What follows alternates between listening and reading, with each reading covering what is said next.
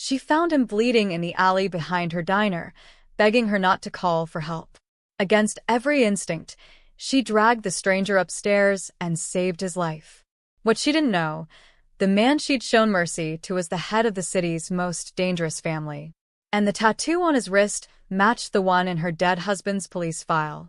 The fluorescent sign above Murphy's diner flickered twice before dying completely. Clara Martinez didn't bother looking up. She'd asked the landlord to fix it 3 times already, and 3 times he'd promised next week. That was 4 months ago. She pulled her jacket tighter against the October wind and locked the front door, her keys jingling in the empty street. 2:47 a.m. Another 12-hour shift done. Her feet screamed inside her worn sneakers, but at least the tips had been decent tonight. $83. Enough for Leo's field trip money and maybe, if she stretched it, a new pair of shoes for him. The kid was growing faster than she could afford. Clara turned toward the parking lot, already thinking about the leftover meatloaf she'd hidden in the back of the fridge for Leo's lunch tomorrow. That's when she heard it. A crash. Metal on metal. Then silence. She froze, one hand still gripping her keys between her fingers the way the self-defense video had taught her. The alley beside the diner was pitch black except for the distant glow of the street lamp on the corner. Keep walking, her brain urged. Not your problem. But then came the sound that changed everything, a wet, rattling cough. Human. Desperate. Clara's heart hammered as she took 3 steps toward the alley entrance. Hello. Her voice came out smaller than she intended. Another cough, followed by a scraping sound, like someone trying to drag themselves across pavement. She pulled out her phone, thumb hovering over 911. The smart thing would be to call first, wait in her car. But what if someone was dying? What if every second mattered? Just like David, whispered the voice in her head. He didn't wait either. Clara stepped into the alley. The smell hit her first, copper and something acrid, like burnt rubber. As her eyes adjusted to the darkness, she made out a shape slumped against the green dumpster, a dark pool spreading beneath it. Oh God, she rushed forward, phone flashlight blazing.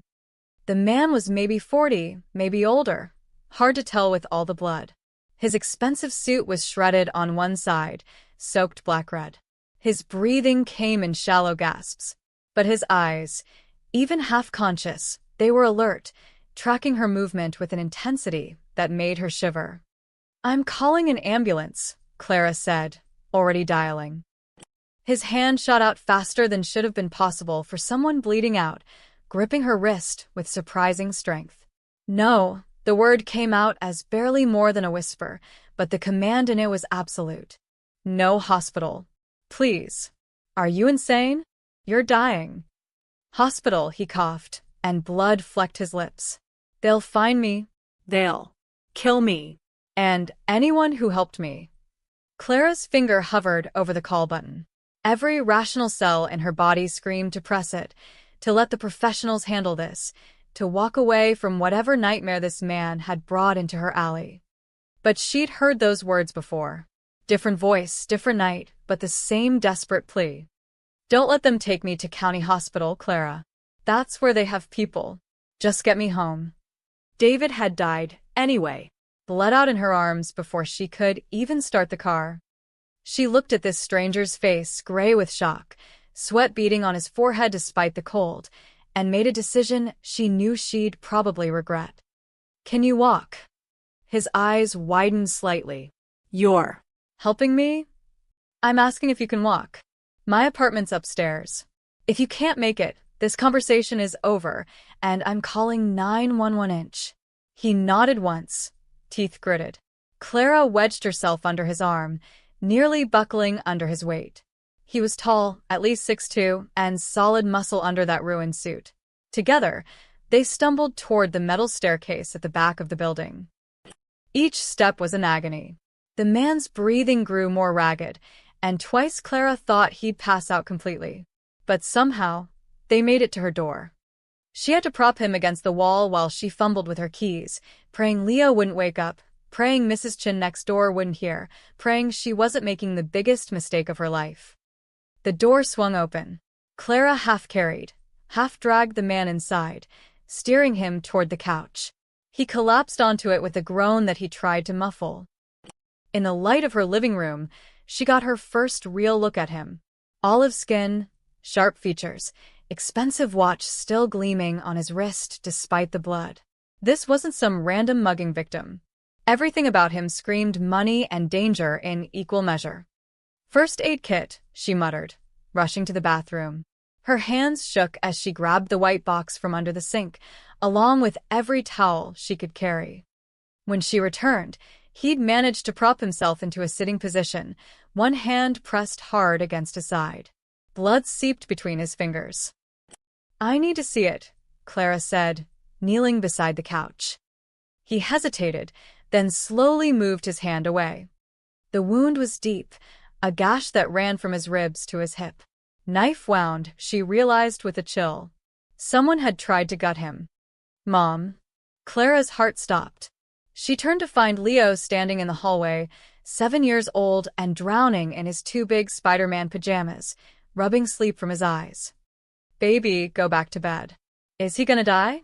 Leo's voice was small, scared, but his dark eyes were fixed on the stranger with unsettling curiosity.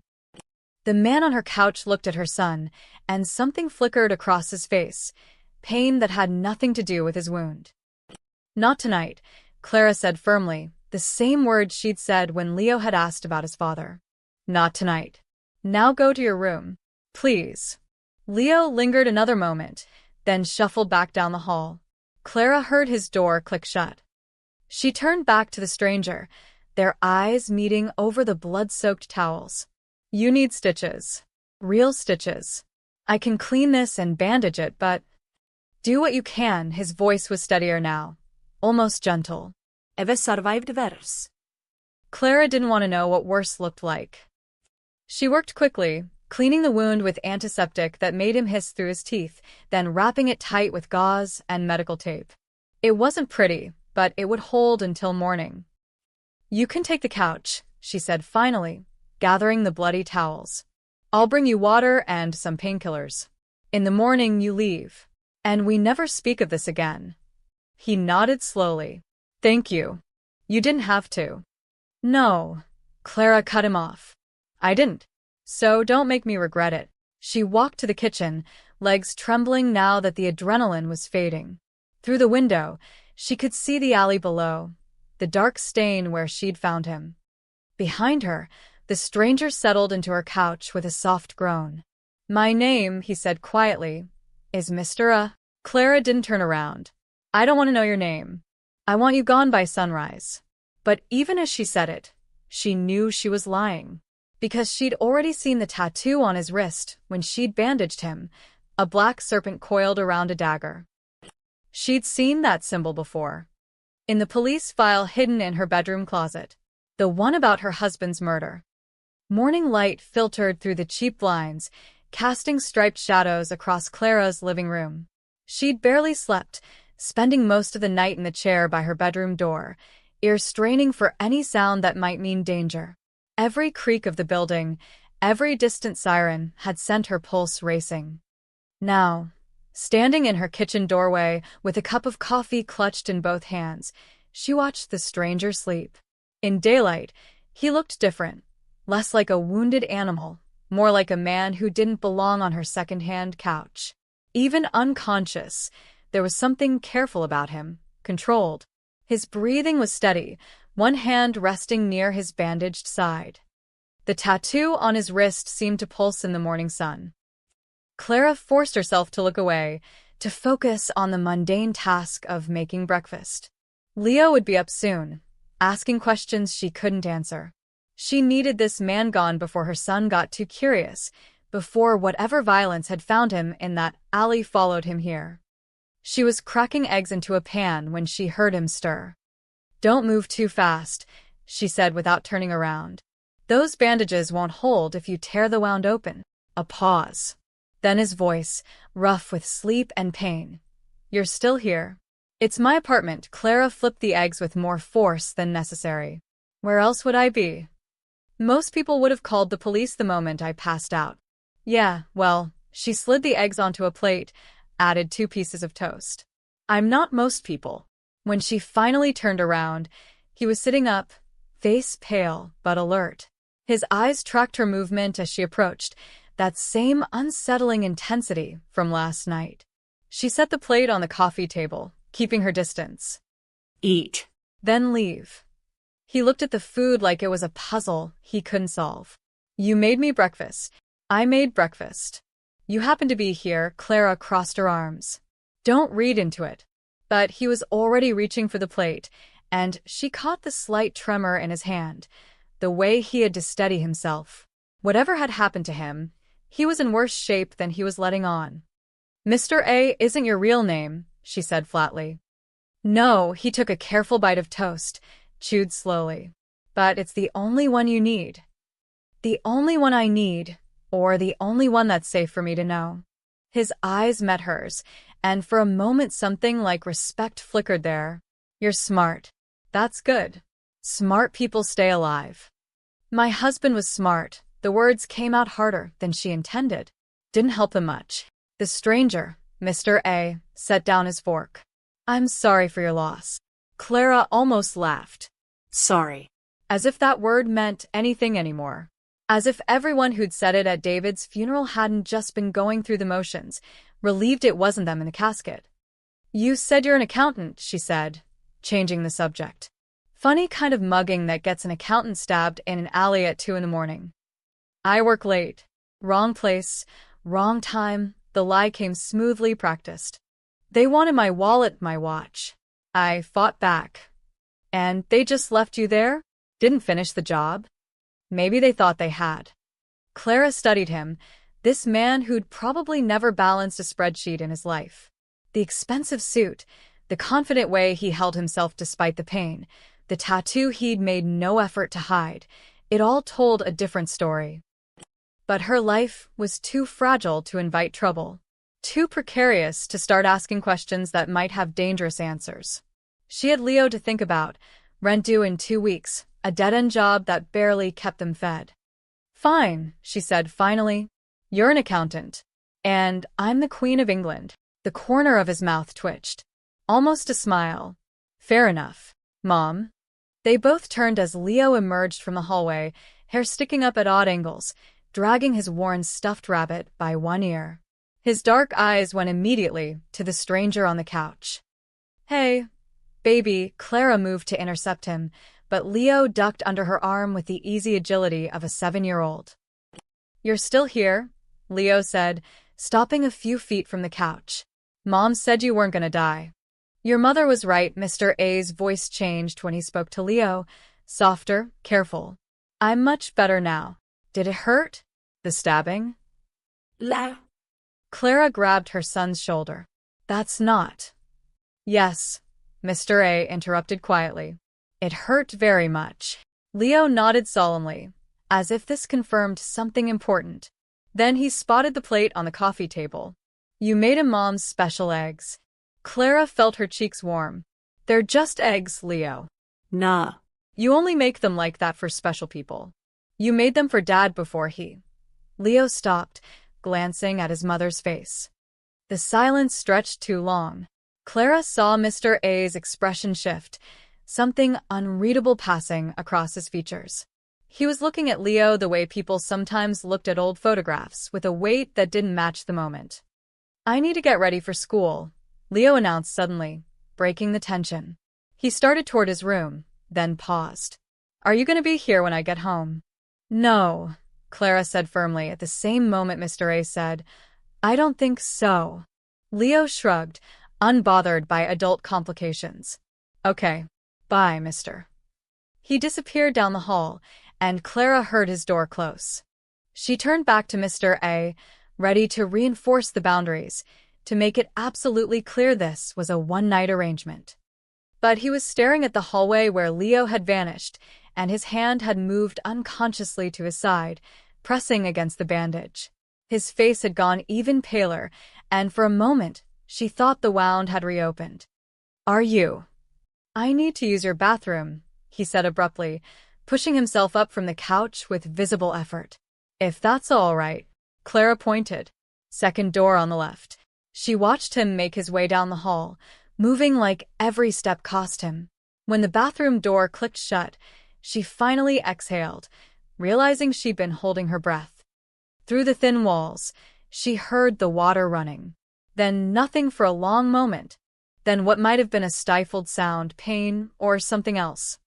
Clara looked at the hallway, at Leo's closed door, at the plate of half-eaten eggs, at the life she'd carefully built from the ruins of her old one.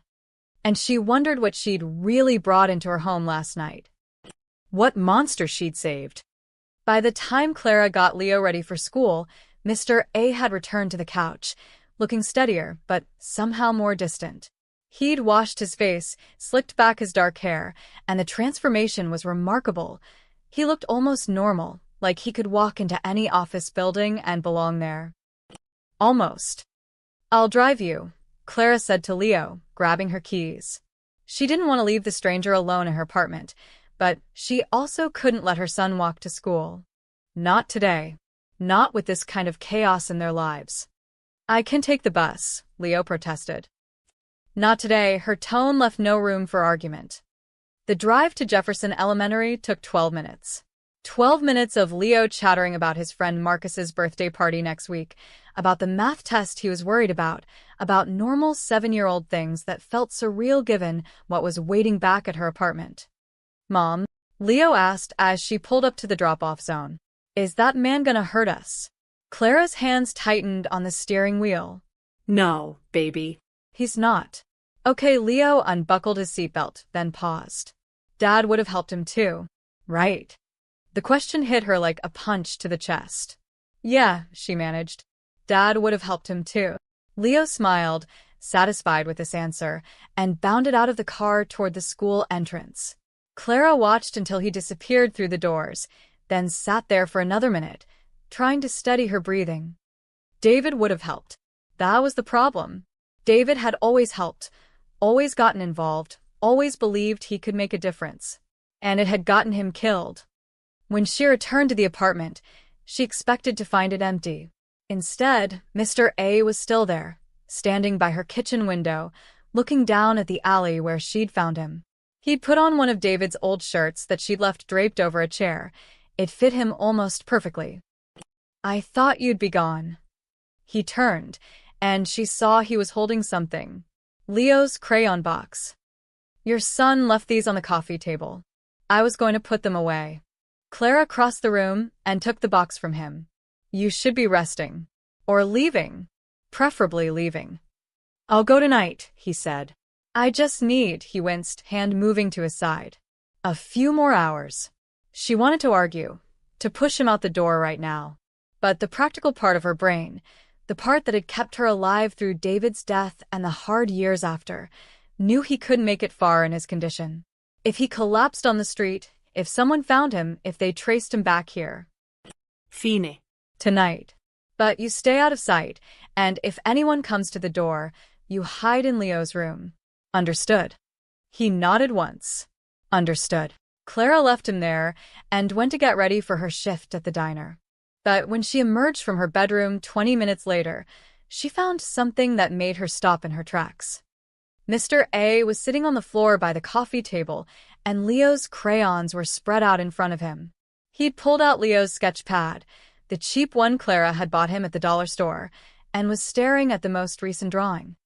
"That's private," Clara said sharply. He looked up, and there was something broken in his eyes. "Your son. He drew this today." She moved closer, looking at the picture over his shoulder. It was typical Leo, a chaotic explosion of color and imagination. A red fire truck with exaggerated wheels. Yellow and orange flames shooting up from what might have been a building. And in the corner, a small stick figure with tears coming down its face. "He draws a lot of fire trucks," Clara said, unsure why she felt the need to explain. "He wants to be a firefighter when he grows up." Mr. A's hand was shaking. He set the sketch pad down carefully, like it might shatter. "The fire," he whispered. "The explosion. The child crying." "What?" But he was already standing, backing away from the coffee table like it had burned him. His face had gone sheet white, and his breathing was coming too fast. He turned toward the hallway, stumbled. Excuse me. Clara watched him disappear into the bathroom again, heard the door lock. Then silence. She looked back at Leo's drawing, trying to see what had triggered such a reaction. It was just a kid's picture. Nothing special, nothing unusual. Leo had been drawing fire trucks since he was 4, ever since he'd seen the firefighters who'd tried to save David. Tried. The word echoed in her mind as she heard the water running in the bathroom, heard what sounded like heavy breathing, maybe crying. Clara picked up the sketch pad, flipping through the other drawings. More fire trucks. A dinosaur. Their apartment building. A superhero that was probably supposed to be Spider-Man. Normal things. But on the second-to-last page, she found something that made her breath catch. Leo had drawn 3 men. They were just stick figures, but he'd been careful with the details, dark suits, something that might have been guns in their hands. Behind them, a black car with exaggerated wheels, like the fire trucks but different. Scarier. And in the corner, smaller, was a figure on the ground. Red crayon spilled around it. When had Leo drawn this? She tried to remember, but the past few weeks had been such a blur of double shifts and exhaustion that she couldn't pin it down. The bathroom door opened, and Mr. A emerged. He'd splashed water on his face, but she could see the redness around his eyes, the way his hands were still trembling slightly. "I'm sorry," he said quietly. "I don't know what." He stopped, seeing the drawing in her hands. "Where did he see that?" "See what?" "The men. The car. Where did your son see them?" Clara's heart started pounding. "He didn't. It's just his imagination. He draws things he sees on TV, in books." "That's not imagination." Mr. A moved closer, pointing at the black car. "That's a '67 Cadillac Eldorado. Very specific. Very rare." His finger moved to the figures. "And those aren't toy guns. See the way he drew them? Extended barrels. Those are suppressors. You're seeing things that aren't there. He's 7 years old. I'm seeing things that are." Mr. A looked at her, and in his eyes she saw something that terrified her more than the blood in the alley, more than the tattoo on his wrist. She saw certainty. Children see the truth before they learn to look away. Your son drew what he witnessed. Clara's mouth went dry. That's insane. Is it? He turned to the window, looking down at the alley again. Tell me something. Your husband. How did he die? She didn't want to answer, but the words came anyway, pulled out by the weight of his gaze. Car bomb. 3 years ago. They said it was gang-related. Wrong place, wrong time. Mr. A was quiet for a long moment. Then, what was your husband's name? Why does it matter? Please. David, she whispered. David Martinez. The name hung in the air between them. Mr. A closed his eyes, and when he opened them again, there were tears there. I know that name, he said softly. God help me, I know that name. Clara felt the floor tilt beneath her feet. What are you talking about? But before he could answer, they heard footsteps on the stairs outside. Heavy, deliberate. Multiple people. Then a knock at the door. Clara Martinez? A man's voice, deep and authoritative. This is Detective Morrison, LAPD. We need to ask you some questions about an incident last night. Mr. A's hand went to his side, and Clara saw him calculating distances, exits, options. His whole body had tensed, ready for violence. Don't, she hissed. Don't you dare. Another knock, harder this time. Ms. Martinez? We know you're home. Your car's in the lot. Clara looked at the man in her living room. This stranger who knew her dead husband's name, who saw things in her son's drawings that shouldn't be there, who'd brought police to her door. And she made another choice she knew she'd regret. Closet, she whispered, pointing to the hallway. Now. And don't make a sound. Mr. A hesitated for only a second before moving silently down the hallway. Clara waited until she heard the closet door ease shut, then counted to 3, forcing her face into a mask of tired confusion before opening the front door. Detective Morrison was exactly what she expected, mid-50s, gray at the temples, the kind of weathered face that had seen too much and believed too little. His partner was younger, A woman with sharp eyes and sharper cheekbones, notebook already in hand. Ms. Martinez? Morrison flashed his badge. Sorry to bother you so early. I'm Detective Morrison. This is Detective Chen. We're investigating an assault that occurred in the alley behind your building last night. Clara's heart hammered, but she kept her voice steady. An assault? Is everyone okay? That's what we're trying to determine. Chen was studying her face, looking for cracks. Were you working last night? Yeah, I closed up the diner around 2:30. Why? Did you see or hear anything unusual? Anyone in the alley? Clara shook her head, the lie coming easier than it should have. No, nothing. I went straight to my car and came home. Is this about a mugging or something? Morrison exchanged a glance with his partner. We found a significant amount of blood in that alley. And security footage from the convenience store across the street shows someone matching your description entering the alley at approximately 2:47 a.m. The bottom dropped out of Clara's stomach. I might have heard something. A noise. I looked, but I didn't see anyone, so I left. You didn't think to call 911? Chen's pen hovered over her notebook. In this neighborhood? Detective, I hear noises every night. Cats, homeless people, kids messing around. If I called the cops every time, they'd stop showing up. Morrison's expression softened slightly. He probably knew she was right. The blood indicates someone was seriously injured. If you saw something, anything, it could help us. I'm sorry. I really didn't see anything. Clara glanced at her watch, a calculated move. Look, I need to get ready for work. If I remember something, I'll call, okay? Chun handed her a card. Please do. And, Ms. Martinez? If someone approaches you, if you see anything suspicious, call immediately. The person who was injured in that alley is dangerous. We have reason to believe he's connected to organized crime. The words hit like ice water. Clara took the card with steady fingers. I will. Thank you, detectives. She closed the door and stood there, not moving, listening to their footsteps retreat down the stairs. Only when she heard their car start did she allow herself to breathe. They're gone, she said quietly. The closet door opened, and Mr. A emerged. His face was unreadable, but she could see the tension in his shoulders, the way his hand stayed near his side where a weapon might be if he had won. You lied for me. I lied for myself, Clara shot back. If they knew you were here, I'd be arrested for harboring a fugitive or whatever they call it. My son would end up in foster care. So don't think I did it for you.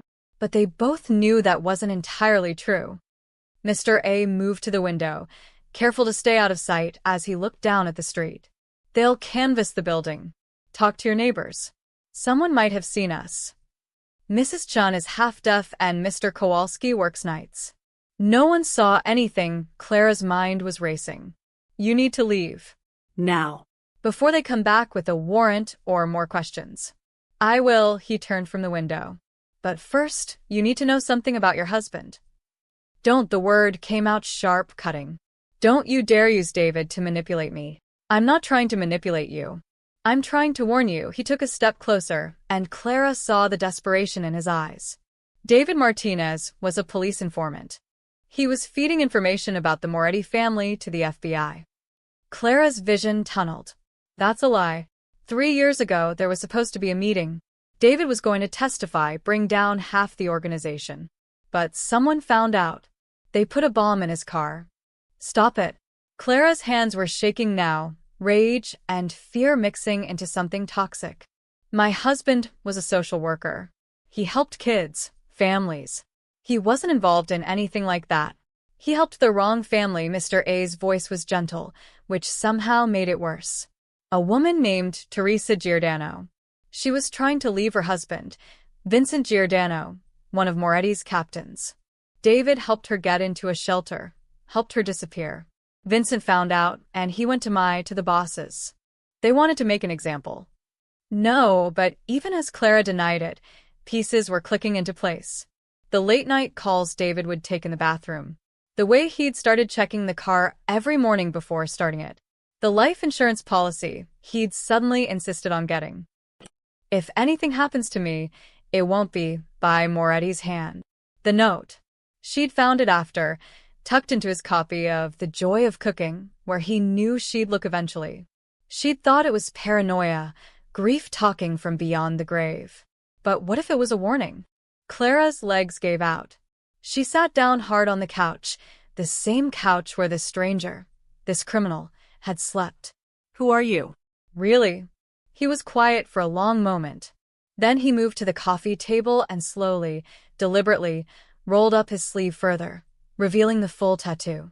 The black serpent coiled around a dagger, and beneath it, in small script, Famiglia Prima. Family first. My name is Adrian Moretti, he said quietly. And your husband died, because of my family. The room spun. Clara had seen that name in the police files, heard it whispered in the diner by cops who came in for coffee. Adrian Moretti, the heir, the enforcer, the man they could never quite catch. You killed him, her voice was hollow. No. But I couldn't stop it. Adrian's face was raw, exposed. I tried. When I found out about the order, I went to Vincent, tried to talk him down. But I was too late. By the time I got there, David was already. He stopped, swallowed hard. I'm the reason they blamed me for his death. Because I was there. Because I tried to pull him out of the car. Because I failed. Clara's mind was reeling, trying to process. The tattoo. I saw it last night. In the police file. They said anyone with that mark was part of the family. They were right. Then why did your own people try to kill you? Adrian smiled, but there was no humor in it. Because after David died, after I saw what we'd done to an innocent man who was just trying to help someone, I started asking questions. Making trouble. My second in command, Vico, saw an opportunity. He leaked information about my doubts to the others, made it look like I was going to flip, become an informant like David. Last night was supposed to be a meeting. Instead, it was an execution. And you came here. To me. To David's widow, Clara felt hysteria bubbling up. Were you trying to get absolution? Clear your conscience. I didn't know, Adrian's voice cracked. I swear to God, I didn't know whose wife you were until this morning. Until I saw that picture, on your mantle. David in his uniform, at some kind of ceremony. I recognized him immediately. Clara looked at the photo, he meant. David receiving an award for community service, grinning like he'd won the lottery. She'd kept it there because it was how she wanted Leo to remember his father. Happy. Proud. Alive. Get out, she whispered. Clara. Get out of my house. Get out and never come back. Adrian nodded slowly. He moved toward the door, then stopped. For what it's worth, your husband was a good man. Better than anyone in my world. And Leo, his voice softened. He has his father's eyes. His courage too, I think. Don't talk about my son. Don't even think about him. I won't. Adrian opened the door. Check the hallway. But Clara? The men who did this to me, they know about witnesses, about loose ends. If they think for a second that I survived, they'll come looking. And they'll talk to everyone I might have contacted. Ice flooded Clara's veins. Are you threatening me? I'm warning you. Stay alert. If you see anyone suspicious, anyone asking questions, call the police. Call Detective Morrison. Don't try to handle it yourself. He slipped out the door and was gone, moving silently despite his injury. Clara sat on her couch, staring at nothing, her world crumbling around her. Everything she believed about David, about his death, about the safe little life she'd built, it was all built on lies. And now those lies had found her. She looked at the police detective's card in her hand, then at the hallway where Adrian Moretti had hidden, where her son would be drawing his strange, prophetic pictures when he came home from school. Clara pulled out her phone and pulled up the photo she'd taken of David's note years ago. The one she'd kept as a digital backup, but never really looked at again. If anything happens to me, it won't be by Moretti's hand. Her finger trembled as she zoomed in on the handwriting, looking at it with new eyes. And there, in the corner she'd never noticed before, were two more words in David's careful script. Trust Adrian. Clara called in sick to work for the first time in 2 years. She couldn't face the diner, couldn't pretend to smile at customers while her entire world was disintegrating. Instead, she sat at her kitchen table, David's old police files spread out in front of her, reading reports she'd only skimmed before because they'd hurt too much. Now they hurt for different reasons. The file mentioned the Moretti family 14 times. Vincent Giordano, 6 times. But Adrian Moretti's name appeared only twice, once as a person of interest and once in a witness statement from a traffic camera that had caught him near the scene 20 minutes after the explosion. Not before. After. I tried to pull him out of the car. Clara's hands shook as she found the crime scene photos she'd never been able to look at. She forced herself to look now. The burned-out shell of David's Honda. The debris scattered across the parking lot. And there, in one photo marked Evidence 14B, a bloody handprint on the driver's side door. The report noted it didn't match David's blood type. Someone had tried to open the door after the explosion. The doorbell made her jump. She shoved the file into a drawer and checked the peephole. Mrs. Chun from next door, holding a casserole dish. Clara opened the door, trying to look normal. Mrs. Chun, hi. I saw the police here this morning, the elderly woman said, her accent thick. I worry. You okay? I've fine. Just routine questions about something in the alley. Mrs. Chun frowned, unconvinced, but handed over the casserole. You eat. You too skinny. That boy needs strong mama. Thank you. Clara took the dish, its warmth seeping through the ceramic. Really, we're okay. After Mrs. Chun shuffled away, Clara set the casserole on the counter and returned to the file. But her phone buzzed before she could open the drawer again. Jefferson Elementary. Her heart stopped. Ms. Martinez? This is Principal Dawson. Leo's fine, but we need you to come pick him up. What happened? He got into an altercation with another student. No one's hurt, but he's quite upset. He's been asking for you. 20 minutes later, Clara found Leo sitting in the principal's office, arms crossed, tear tracks on his face. He looked so small in the big leather chair, so scared. She wanted to scoop him up and run, take him somewhere far away from Mafia families and dead husbands and secrets that kept multiplying. Baby, what happened? Marcus said Daddy was a snitch. Leo's voice was small, broken. He said his dad said that Daddy deserved what he got. So I pushed him. Clara's blood ran cold. Marcus's dad said that. Principal Dawson shifted uncomfortably. We'll be speaking with Marcus's family about appropriate conversations around children. But Leo, we've talked about using our words, not our hands. I understand. Clara cut her off gently. Can I take him home now? In the car, Leo was silent, staring out the window. Clara drove on autopilot, her mind racing. Marcus's father was a cop. She'd met him at a school event last year. Officer Richard Boyd, smug smile. Handshake too firm. How much did the police know? How long had they known? Mom? Leo's voice was tiny. What's a snitch? Clara pulled into their parking lot and turned off the engine.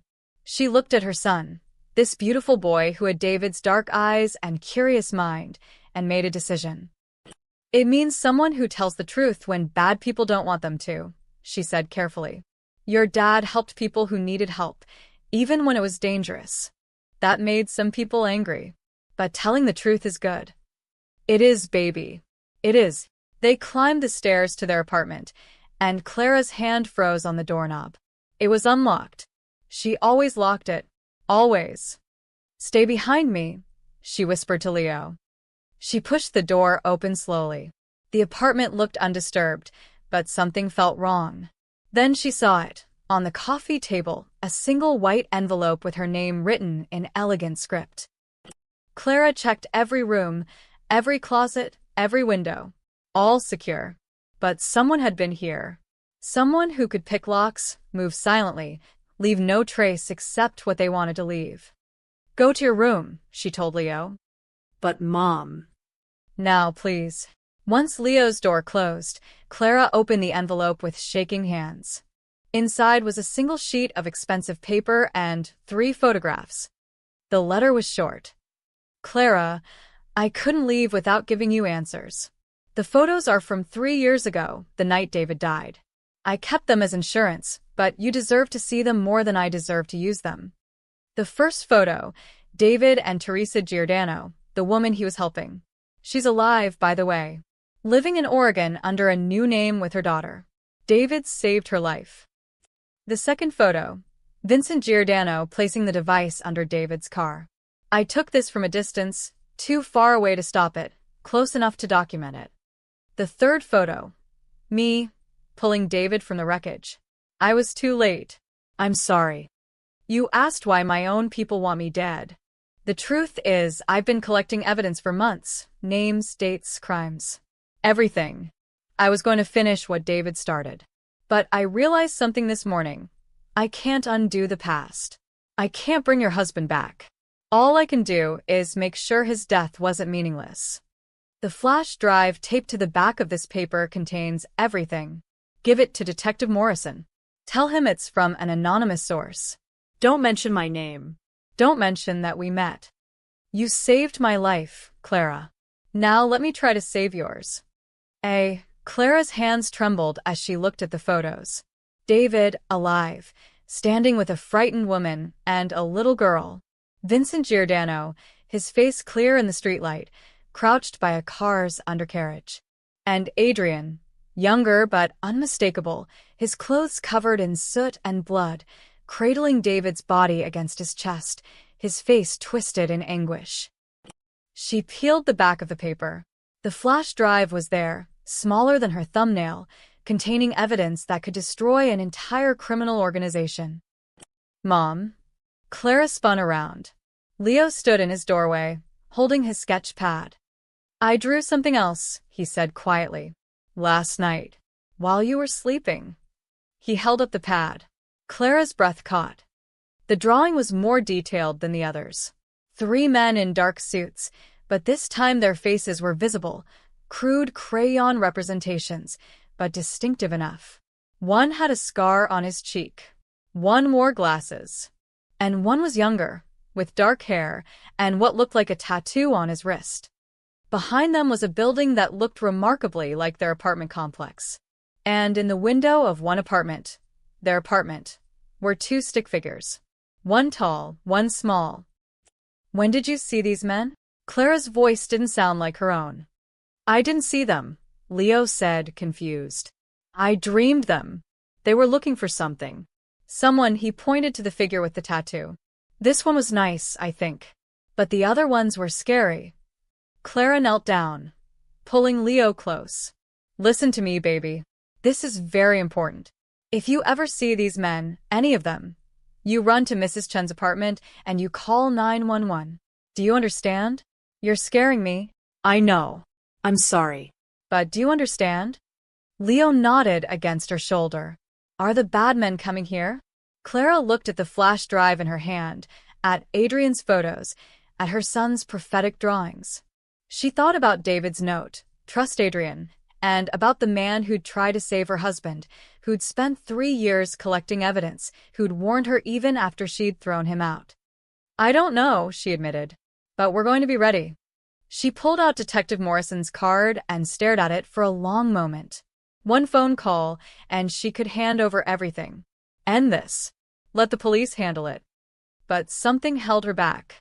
If Adrian was right, if Vico and his men thought for even a second that Adrian had survived and passed information to someone, they wouldn't stop. They'd eliminate every potential witness. Her phone buzzed. Unknown number. She answered cautiously. Hello. Heavy breathing. Then a voice, digitally distorted. We know he was there. We know you helped him. Tell us where Moretti is and your son lives. The line went dead.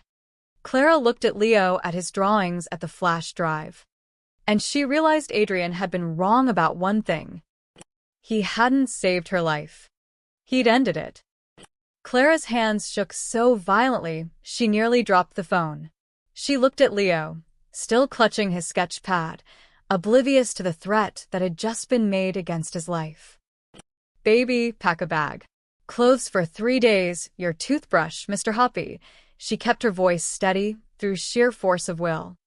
Are we going somewhere? We're going to visit Aunt Rachel. The lie came automatically. Rachel, David's sister, lived 2 hours away in San Diego. Far enough to matter. But I have school tomorrow. You're getting a vacation day. Clara was already moving, grabbing her own bag, throwing in essentials. Her hands found David's old prepaid phone in the back of her nightstand drawer, the one she'd kept for emergencies, still charged, untraceable. She called Rachel. I need you to do something for me, and I need you to not ask questions. Clara? What's wrong? I'm sending Leo to you on a bus. He'll be at the downtown station in 2 hours. Can you pick him up? A bus? Clara, what's going on? Please, Rach. I'll explain later.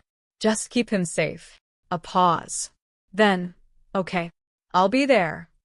Clara hung up and knelt in front of Leo. Listen carefully. You're going to take a bus to Aunt Rachel's house.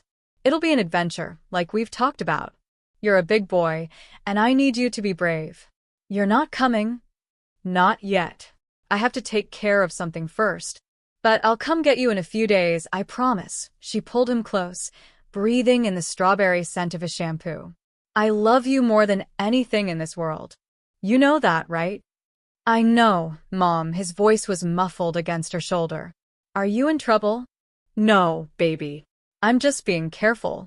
45 minutes later, she watched Leo board the Greyhound to San Diego, Mr. Hoppy clutched under his arm. She'd given him her phone to play games on, put $60 in his pocket, and made him memorize Rachel's address and phone number. He looked so small climbing those bus steps. The bus pulled away. Clara stood in the parking lot until it disappeared, then got in her car and drove. Not home. She couldn't go home. Instead, she drove to the one place she thought might have answers. The Holy Name Catholic Church on West Adams, where David used to volunteer. Where Father Miguel had presided over his funeral, had held her hand while she cried, had promised that justice would come eventually. The church was quiet in the late afternoon, sunlight streaming through stained glass windows. Father Miguel was in his office, bent over paperwork. Clara, he stood immediately, concern creasing his weathered face. My child, what's wrong? I need to see the records. From 3 years ago. The donations, the volunteers, everything from the month before David died. Father Miguel hesitated. Clara, those records are confidential. David was helping someone. A woman named Teresa Giordano. I know she came here. I know he met with her through your outreach program. Clara's voice cracked. Please, Father. Someone threatened my son today. I need to understand what David was involved in. The priest's face paled. He closed the office door and locked it. Sit down.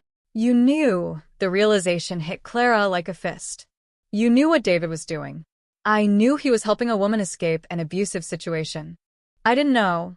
Father Miguel rubbed his face. I didn't know who her husband was until after. Until the police came asking questions. Until David was gone. Clara, what David did was noble. Teresa and her daughter were in mortal danger. He saved their lives. And it cost him his own. Clara pulled out Adrian's photos, spreading them on the desk. Did you know about this? About Adrian Moretti? Father Miguel picked up the photo of Adrian pulling David from the wreckage. His hands trembled. Where did you get this? Does it matter?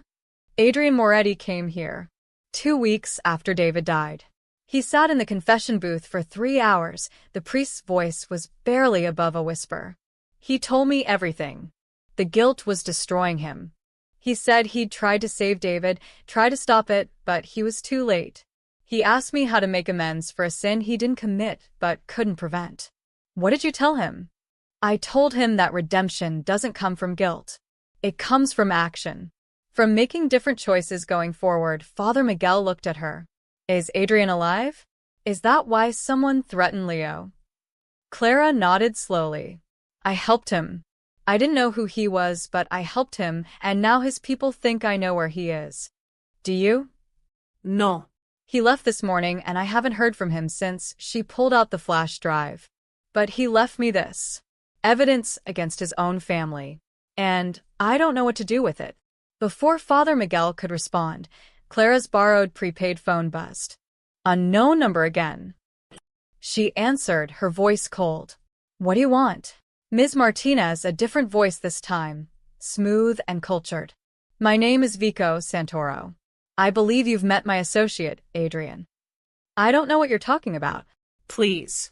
We saw the security footage. We know he went into that alley bleeding. We know you went in after him. We know he didn't come out. Vico's voice remained pleasant, almost friendly.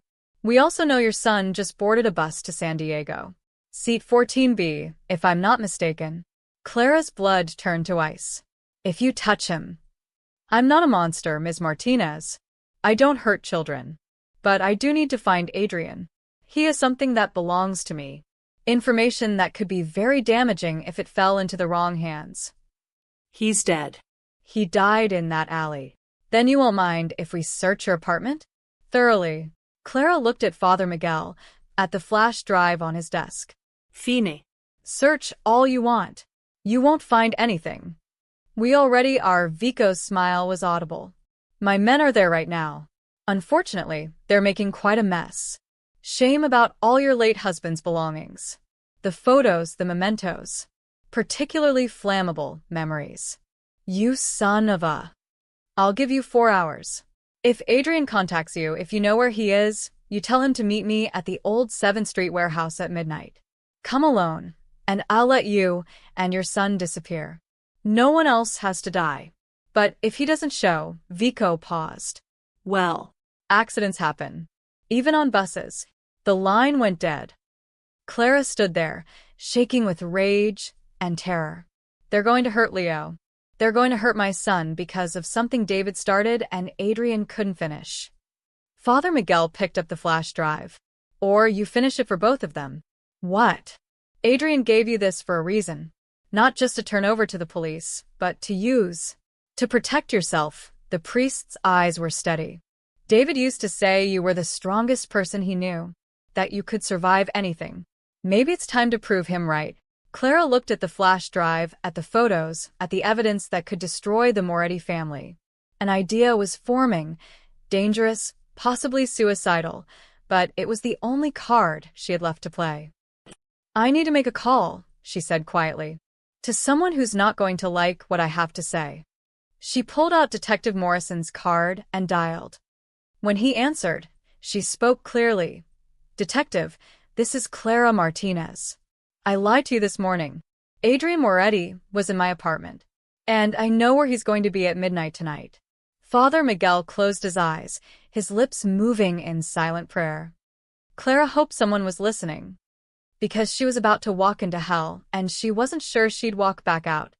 Detective Morrison arrived at the church within 20 minutes, his partner Chin right behind him. Clara watched them approach through Father Miguel's office window, their faces grim and focused. She'd gambled everything on this moment, on the hope that the law could protect her better than lies could. Ms. Martinez, Morrison's voice was clipped as he entered. You want to tell me why you're wasting police time with a false report this morning, then calling about a wanted fugitive this afternoon? Because this morning I was scared. Now I'm terrified. Clara gestured to the photos on the desk. And I need your help. Chin picked up the photo of Adrian pulling David from the car. Her eyes widened. Where did you get this? Adrian Moretti gave it to me. Along with these, Clara handed over the flash drive. He said it contains evidence about my husband's murder. About the whole Moretti organization. Morrison studied the photo, his jaw tight. Your husband, David Martinez. The social worker killed 3 years ago. He wasn't just a social worker. You know that. The file says he was an informant. That information was classified. My husband is dead. Clara's voice cracked. Classified doesn't mean anything to me. I want to know the truth. All of it. Morrison exchanged a look with Chun, then sighed heavily. Sit down, Ms. Martinez. I don't want to sit down. I want answers. Then you'll get them. But you're not going to like them. Morrison pulled out his own folder, worn and thick. David Martinez came to us 2 years before he died. Teresa Giordano had approached him for help leaving her husband. When David dug into Vincent Giordano's background, he realized the danger she was in. He also realized he'd stumbled onto something bigger. The Moretti family. A whole network of trafficking, extortion, murder. David had access because Teresa trusted him. She'd overheard conversations, seen documents. David convinced her to let him document everything before she disappeared. Morrison's voice softened. He was brave. Reckless, but brave. And you let him do it. You let him put himself in danger. We offered protection. He refused. Said it would tip off the Morettas, put Teresa and her daughter at risk. Chen's voice was gentle but firm. We didn't want him dead, Ms. Martinez. We tried to stop him. Clara felt her knees weaken. Father Miguel guided her into a chair. The note, she whispered. David left a note saying it wouldn't be by Moretti's hand. What did he mean? Morrison hesitated. We think he meant Adrian Moretti specifically. Our surveillance indicated Adrian was trying to broker peace, to talk Vincent down from retaliation. David believed Adrian was different from the others, that he could be reasoned with. Was he right? I don't know. Adrian Moretti has been suspected in at least 6 murders. But Morrison tapped the photo. This doesn't look like a man celebrating a kill. He said he tried to save David. That he was too late. He was there 20 minutes after the explosion. We have traffic camera footage of him arriving, running to the car. We always wondered why. Chen leaned forward. Ms. Martinez, where is Adrian now? Clara took a breath. I don't know. He left my apartment this morning. But Vico Santoro called me an hour ago. He threatened my son. He wants Adrian at the 7th Street warehouse at midnight or, her voice broke, or Leo dies. Morrison stood abruptly. Where's your son now? On a bus to my sister-in-law's in San Diego. But they know. They're watching him. Chin, get units to intercept that bus. Full protection detail. Morrison pulled out his radio. We're taking Santoro down tonight. No. Clara grabbed his arm. If you go in with police, Vico will know. He'll have people watching. He'll what? Kill your son, anyway. Morrison's face was hard. Ms. Martinez, this is what we do. Let us handle it. You didn't handle it 3 years ago. David died because you couldn't protect him. The words hung in the air, brutal and true. Morrison's jaw worked, but he didn't argue. Father Miguel spoke up quietly. Perhaps there's another way. If Adrian knew about the meeting. We're not using a civilian as bait, Chin said firmly. I'm already bait. Clara stood, steadying herself. Vico thinks I can deliver Adrian. That's my leverage. If I go in there, if I can stall long enough. Absolutely not. Then what? Clara's voice rose. You storm in, Vico makes a phone call, and my son dies on a highway somewhere? I can't. Tears spilled over. I can't lose him too. He's all I have left. Morrison was quiet for a long moment. Then he said, show me what's on that drive. Father Miguel's computer was old, but it worked. Chun plugged in the flash drive, and they watched in silence as folders appeared. Financial records. Photos of meetings. Audio recordings. Names, dates, locations, years of evidence, meticulously documented. Jesus Chambriated. This is everything. Wire fraud, racketeering, 3 unsolved homicides. Vincent Giordano, Morrison said, pointing to a photo. That's him placing the device under a car. The timestamp. He looked at Clara, his expression shifting. This is your husband's car. The night he died. Clara forced herself to look. Vincent, crouched by the Honda's undercarriage, his face clear in the streetlight. Proof. Undeniable proof. There's a video file, Chin said, clicking it open. Adrian's face filled the screen, haggard and bruised. The timestamp showed it was from 2 days ago. If you're watching this, I'm probably dead, Adrian's recorded voice said. My name is Adrian Michael Moretti, and I want to confess to my role in the following crimes. For 20 minutes, they watched as Adrian detailed everything. Not just his family's crimes, but his own. The people he'd hurt, the laws he'd broken, the blood on his hands. He spoke clearly, calmly, like a man who'd accepted his fate. But I need to be clear about one thing, Adrian said near the end. David Martinez was killed on Vincent Giordano's orders, with approval from my uncle, Carlo Moretti. I tried to prevent it. I failed. That failure has haunted me every day since. If this recording helps bring them to justice, then maybe David's death won't be meaningless. The video ended. The office was silent. He's confessing to everything, Morrison said slowly. With this testimony, we can— It's not enough, Clara interrupted. Is it? Without Adrian alive to testify, without corroboration. It's a start. Combined with the other evidence, we can build a case. How long? Months? Years? Clara shook her head. I don't have that kind of time. Leo doesn't have that kind of time. Her phone buzzed. Text message from an unknown number. Your son just got off at a rest stop. Cute kid. Shame if something happened. Attached was a photo, Leo, standing by a vending machine, Mr. Hoppy under his arm, completely unaware of the danger. Clara's vision tunneled. They're following him. Right now. We'll get units there. Morrison started. There's no time. Clara grabbed the flash drive, her hands shaking. I'm going to that warehouse. I'm going to give Vico this drive and tell him Adrian's dead. That this is all that's left. Maybe he'll take it and leave us alone. He'll kill you the moment you hand it over. Then wire me. Send backup. But let me try. Clara looked Morrison in the eye. My husband trusted you people and died for it. I'm not asking you to trust me. I'm telling you this is happening. With or without your help. Morrison stared at her for a long moment. Then he pulled out his phone. Chun, call SWAT. Tell them we're setting up a sting operation at the 7th Street warehouse. Full tactical support, but they stay back until my signal. He turned to Clara. You're going to do exactly what I say when I say it. Understood? Clara nodded, her heart pounding. Good. Because we've got 6 hours to set a trap for the most dangerous crime family in Los Angeles. Morrison's smile was grim. And if anything goes wrong, we're all dead. Father Miguel made the sign of the cross. God be with you, my children. Clara touched the photos of David one last time, then followed the detectives out into the dying light.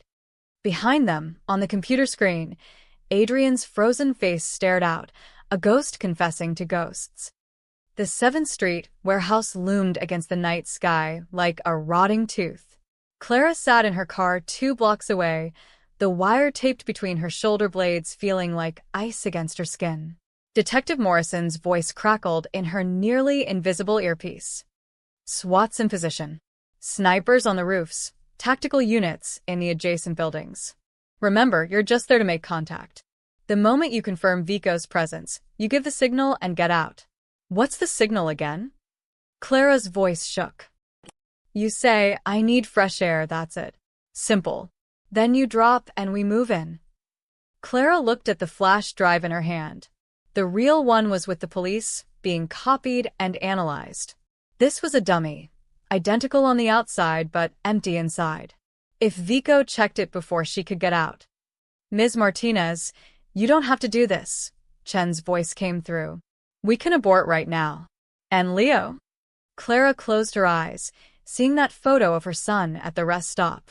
2 patrol units had picked him up 20 minutes ago, were taking him to a safe house in San Diego. But Vico didn't know that yet. No. I have to finish this. She stepped out of the car. The November wind cut through her jacket as she walked toward the warehouse.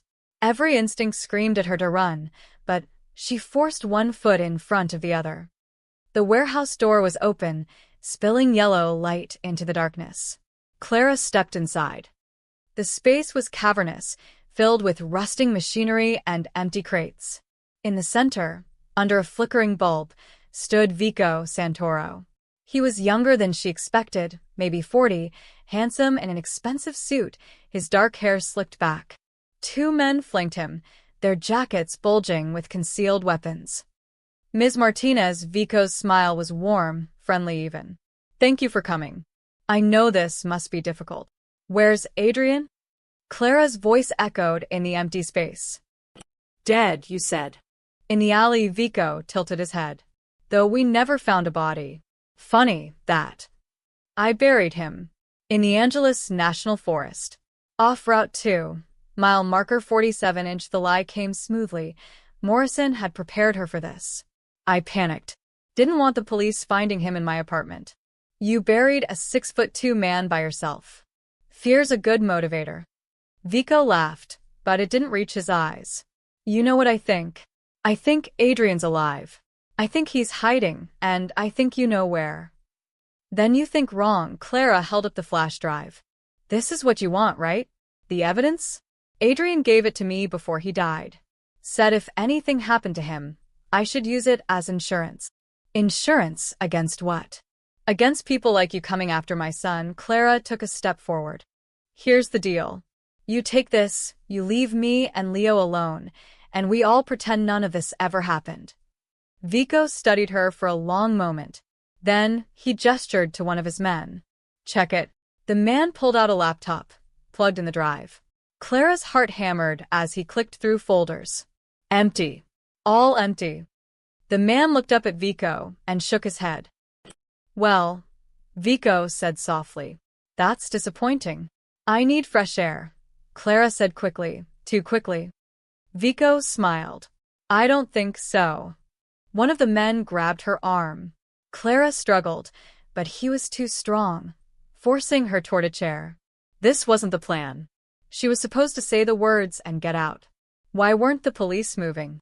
Morrison, she shouted. Morrison, help. Vico's smile widened. The police can't hear you, Ms. Martinez. These walls are reinforced concrete, 2 feet thick. Even with your little wire. He reached into her collar, ripped out the device, crushed it under his heel. They won't know what's happening until it's too late.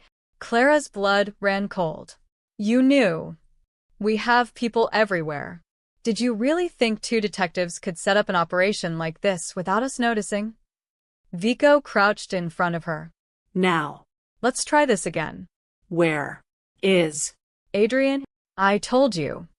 The slap came so fast she didn't see it. Her head snapped to the side, stars exploding across her vision. Wrong answer. Vico grabbed her chin, forcing her to look at him. Adrian has the real evidence, doesn't he? Copies, backups. He's too smart to give you the only one. So where is he? Go to hell.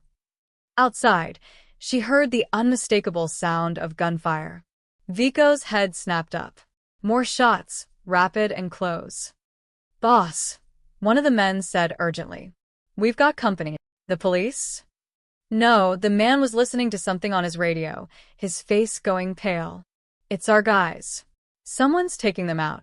Vico stood, pulling a gun from his jacket. How many? I don't. The man's head exploded in a spray of red.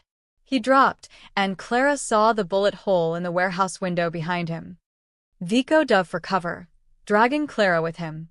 The second man fired blindly toward the windows. Then he too went down, a red flower blooming on his chest. In the sudden silence, Clara heard footsteps. slow, Deliberate. Coming from the darkness at the far end of the warehouse. A figure emerged into the light, and Clara's breath caught. Adrian Moretti, dressed in black tactical gear, a rifle in his hands. His face was hard, cold, nothing like the wounded man she'd helped. This was the enforcer, the heir to a criminal empire. This was who he really was. Hello, Vico, Adrian said quietly. You're supposed to be dead. funny. I thought the same about you. Adrian's eyes flicked to Clara. You okay? She nodded, not trusting her voice. Let her go, Adrian said to Vico. This is between you and me. Vico laughed, pressing his gun against Clara's temple. I don't think so. She's my insurance now. You want her alive? You put down the rifle, and... The shot was impossibly precise. Vico's gun flew from his hand, his fingers shattered. He screamed, stumbling back, and Clara scrambled away. Adrian advanced, rifle trained on Vico. I said let her go. Adrian, please. Vico was clutching his ruined hand, blood pouring between his fingers. We can work this out. The family needs you. Uncle Carlo, he's willing to forgive. Forgive. Adrian's voice was ice. Forgive trying to kill me? Forgive threatening an innocent woman and her child. He stopped a few feet away. Or forgive what you did to David Martinez. Vico's eyes widened. That wasn't me. That was Vincent. On your orders, Adrian's finger tightened on the trigger. I found the texts, Vico. The ones you deleted. You told Vincent to eliminate the informant. You told him to make it look like an accident. And when Vincent hesitated, you told him you'd handle it yourself if he was too weak. You have no proof. I have all the proof I need. Adrian lowered the rifle slightly. And so do the police. Everything's uploaded. Cloud storage, encrypted servers sent to 3 different law enforcement agencies. Even if you kill me right now, it's over. Sirens wailed in the distance, growing closer. Vico looked toward the door, calculating odds. Don't, Adrian warned. But Vico ran anyway, sprinting for the exit. Adrian didn't shoot. He just watched as Vico burst through the door and straight into a wall of SWAT officers. The takedown was swift and brutal. Clara stood on shaking legs. You came. After everything, you came? I couldn't leave you alone in this. Adrian lowered the rifle, suddenly looking exhausted. I'm sorry, Clara. For all of it. For David, for bringing this to your door, for... Hands up. Drop the weapon. Morrison and a dozen officers poured through the door, guns drawn. Adrian carefully set down the rifle, raising his hands. It's over, he said quietly. I'm Adrian Moretti, and I'm surrendering myself to police custody. Morrison moved forward with handcuffs. You have the right to remain silent. I waive my rights. I want to confess. All of it. Adrian's eyes met Clara's one last time. And I want to testify against everyone involved in David Martinez's murder. As they led him away, Clara sank to the floor, her whole body shaking. Chun knelt beside her, wrapping a blanket around her shoulders. You did good, the detective said softly. Your son's safe. It's over. But Clara wasn't sure it would ever really be over. Not while David's ghost still lingered in every shadow. Not while Adrian's confession echoed in her ears. Not while the truth continued to unfold like a poisonous flower, revealing new horrors with every petal. The next 72 hours passed in a blur of police stations, lawyers, and statements. Clara repeated her story so many times it stopped feeling real. The alley, the blood, Adrian's confession, Vico's threats. Each telling stripped away another layer of emotion until she was reciting facts like a grocery list. Leo remained in San Diego with Rachel, and Clara had never been more grateful for the distance. She called him every night, listening to him chatter about the beach and Rachel's dog and the ice cream they'd had for dinner, normal things that felt like a lifeline to sanity. On the 4th day, Detective Morrison called her to the station. We need you to identify something, he said, his voice strange. Careful. Clara's stomach dropped. What is it? Just come down. Please. The medical examiner's office was in the basement, sterile and cold. Morrison led her to a viewing room with a glass window. On the other side was a body on a gurney, covered with a white sheet. We found him 2 hours ago, Morrison said quietly. At the docks, in the water. He'd been shot twice in the chest. We need you to confirm it's him. Clara's hands went numb. Adrian? Just look. Please. The medical examiner pulled back the sheet. Adrian Moretti's face was pale, his lips blue, his dark hair plastered to his forehead. His eyes were closed, and he looked almost peaceful, like he was sleeping. Clara felt the room tilt. I don't understand. He was in custody. You arrested him. He was being transported to federal holding this morning. The van was ambushed on the I-10. 3 officers wounded, 2 dead. Adrian was taken. Morrison's voice was tight with barely controlled rage. We found him 4 hours later. Someone wanted to make sure he never testified. But Vico's in jail. You have him. Vico's just one piece. The Moretti family is bigger than him.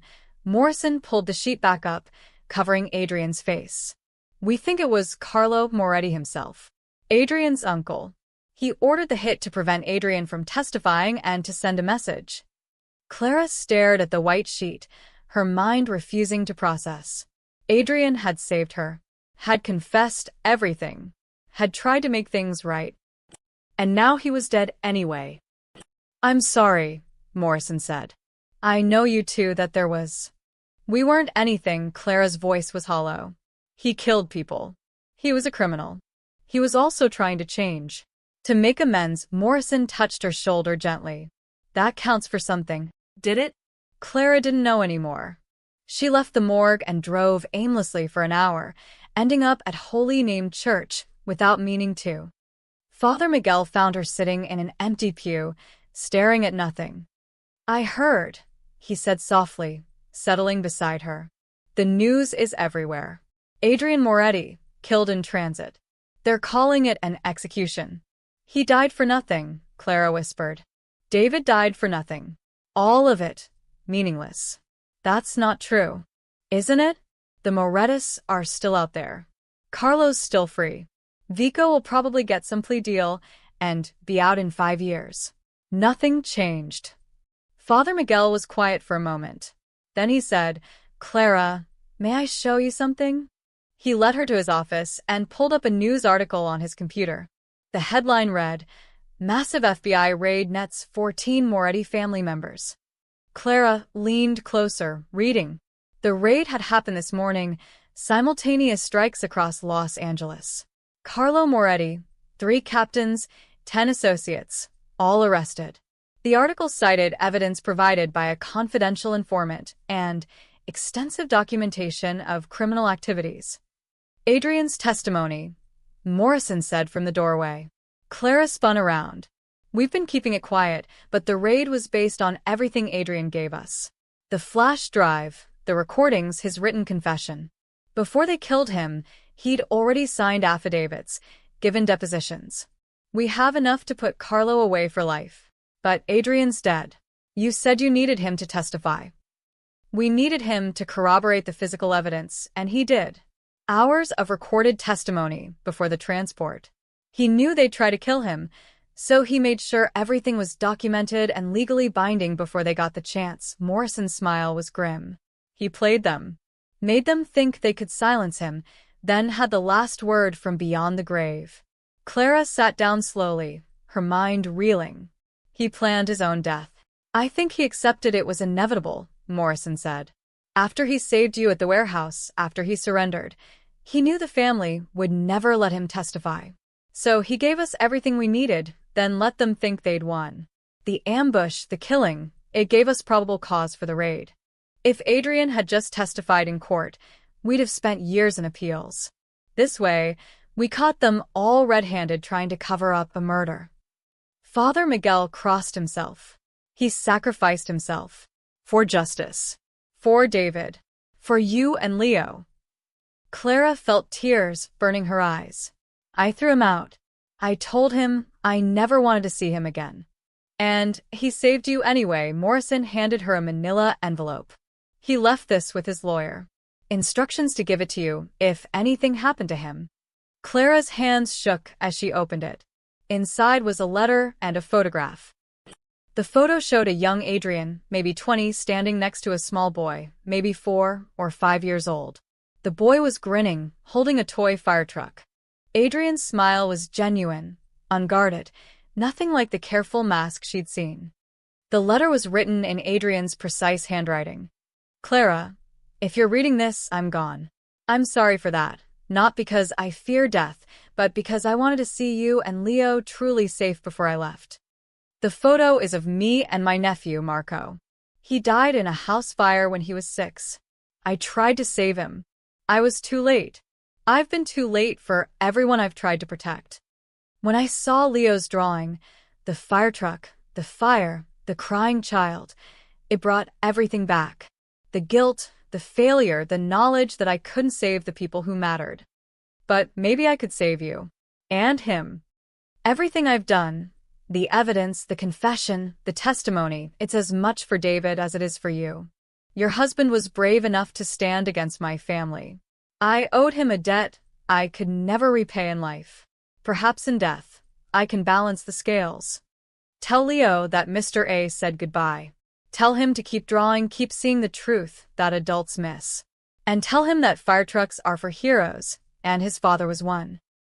You gave mercy to a man who didn't deserve it. Let me return it the only way I can, by making sure you never have to look over your shoulder again. The Moretti family dies with me. Adrian. P.S. There's a trust fund for Leo's education. No criminal money. It's from my mother's side. Clean inheritance. My lawyer has the details. Please don't refuse it. Let some good come from my life. Clara read the letter 3 times, tears streaming down her face. Morrison and Father Miguel waited in silence. Finally, she folded the letter carefully and tucked it back in the envelope with the photo. When's the funeral? No funeral, Morrison said quietly. No family claimed the body. He'll be cremated. City burial. No, Clara stood, wiping her eyes. That's not right. David would want. She stopped, steadied her voice. He deserves better than that. Father Miguel nodded slowly. I can arrange something. A small service. Private. Thank you. Clara left the church and drove to San Diego, to Rachel's house, to her son. When Leo ran into her arms, she held him tight and didn't let go for a long time. That night, after Leo fell asleep, Clara sat on Rachel's porch and looked at the stars. She thought about David, about Adrian, about 2 men who'd tried to do the right thing in different ways. Both had paid with their lives. But Leo was safe. The Morettis were finished. And somewhere, maybe, David and Adrian had found the peace they'd never had in life. Clara touched the envelope in her pocket and whispered to the night sky, "Thank you, both of you." The stars offered no answer, but somehow, that was enough. 3 weeks later, Clara stood in front of a storage unit on the outskirts of Los Angeles. The key had arrived in a package from Adrian's lawyer, along with the trust fund documents and a single typed instruction, "When you're ready." She wasn't sure she'd ever be ready, but she was here anyway. The storage unit door rolled up with a metallic screech, revealing neat rows of filing boxes, each labeled with dates and names. Clara stepped inside, her footsteps echoing in the small space. Morrison had told her about this place. Adrian had rented it 5 years ago, long before David's death, long before everything fell apart. It was his insurance policy, his escape route, documentation of every crime, every transaction, every dirty secret the Moretti family had buried. Clara opened the first box. Financial records from offshore accounts. She recognized some of the names from news reports, politicians, judges, police captains. People who should have stopped the Morettis but had been bought instead. The second box contained photographs. Crime scenes that had been ruled accidents or suicides. She saw Vincent Giordano in several, always in the background, always carefully out of focus. Except in one photo, dated 2 months before David's death, where Vincent was clear as day standing over a body in an alley. The third box made her stop breathing. It was labeled simply, David Martinez. Inside were dozens of folders, organized chronologically. Clara's hands trembled as she pulled out the first one. Inside was a copy of David's initial contact with the FBI, his offer to help Teresa Giordano, his agreement to gather evidence. But there were other documents too. Notes in Adrian's handwriting, warnings he'd tried to send through intermediaries. Vincent's escalating. Target acquisition confirmed. Need to pull informant immediately. And responses from people whose names were redacted. Source is valuable. Continue monitoring. They'd known. The FBI had known David was in danger and hadn't pulled him out. Clara sank to the floor, rifling through more files. There were transcripts of conversations Adrian had recorded. Vincent plotting David's murder, Carlo giving approval, Vico orchestrating the timing. And through it all, Adrian trying to delay, deflect, warn. One transcript made her stop cold. It was dated 3 days before David died. Adrian, this is wrong. Martinez is just trying to help a woman and her kid. Carlo, he's seen too much. He knows too much. You want him to testify against us? Against your own blood? Adrian, there are other ways. We can disappear. Start over somewhere. Carlo, you're weak. Just like your father. This is why Vincent handles the hard jobs. Adrian, if you do this, I'm out. I'm done with the family. Carlo, you're never done with family, Adrian. Blood is forever. Now get out of my sight before I forget you're my nephew. Clara pressed her fist against her mouth, stifling a sob. Adrian had tried. He'd actually tried to save David, tried to stop it, and been overruled by the very people who were supposed to be his family. The last folder in the box contained something that broke her completely. A handwritten letter from Adrian, dated 2 weeks after David's funeral. It had never been sent. Dear Mrs. Martinez, you don't know me and you never should. But I was there the night your husband died. I tried to pull him from the car. I was too late. I know this is meaningless, but I'm sorry. Your husband was brave. He was good. He was everything I'm not, and never will be. I can't undo what my family did, but I can make sure it means something. I'm collecting evidence. Everything they've ever done. Everyone they've hurt. Someday, I'll bring them all down. For David. For Teresa and her daughter. For every innocent person who got caught in our war. I don't expect forgiveness. I don't deserve it. But I needed you to know that someone remembers. Someone knows your husband died a hero. I'm sorry I couldn't save him. A stranger who failed you.